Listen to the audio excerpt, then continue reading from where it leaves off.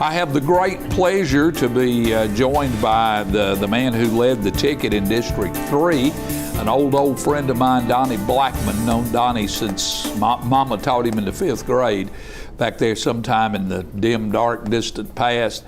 Donnie's about 107 years old, so you can imagine how long ago it's been. I'm older than he is. Donnie Blackmon, were you surprised by the way the vote went tonight? Well, I probably had some surprise, but I can tell you God's great, and I can tell you I give Him the honor and the glory for it. And I know you mean that. You worked hard. I saw you a lot. We bumped into each other. We drank coffee at the same place. You weren't there as much as you used to be. You've been out working hard. And if folks don't believe it, get a good look at Donnie's face and you'll see his little sunburn from being out greeting voters at the polls. You worked hard for this thing, didn't you? Well, I worked. Now, I didn't wear out but one pair of shoes, and I changed to a new pair today.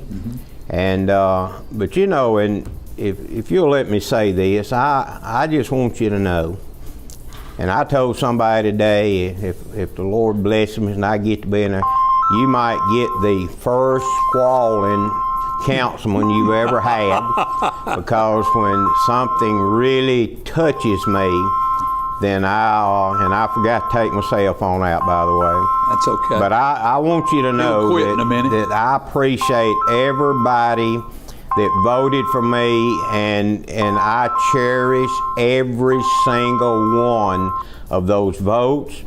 But you know something, Jim, that I cherish? Not only did I get to go into homes and ask for votes, but these people's got special needs. Some have spiritual needs, and God gave me the opportunity to pray with people about their sickness. And you know, I didn't do that to get no votes. I done it because I was there and I was available, and I thank God for that. And I know you mean that, Donnie. I know how serious you are about your beliefs.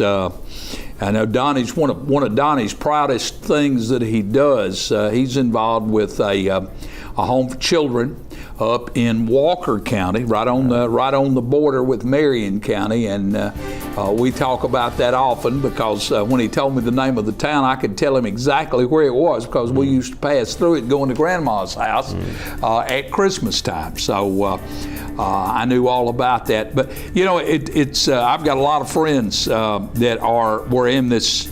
And I look down the list of names. Joe Hogan's here in the studio with us. He's going to be on in just a few minutes. And of course, his mother was a classmate of mine. I knew his dad for many years. I knew his grandparents on his dad's side. Now, of course, I knew his grandmother on his mother's side too. I did not know his grandfather. But a lot of these folks, and some of the folks I've gotten to know pretty well. I knew Tiffany Nixon, didn't know that I knew her, Donnie, and then all the other guys in that. At any rate, just let me say that I've known so many of these people, and it's very gratifying for me to see these folks involved in a political campaign like this and be doing what they are doing, being so involved in their community. And Donnie, once again, I want to congratulate you on a great race. Thank you. And I know, you know, I think that your district, I think District 3 is going to be in good hands. However it turns out, you or Tom, and I think it'll be in good hands. And I think we'll be proud of your people in District 3. We'll be proud of their representative, whichever way that it works out. Again, congratulations. Thank you very much. Thank you again.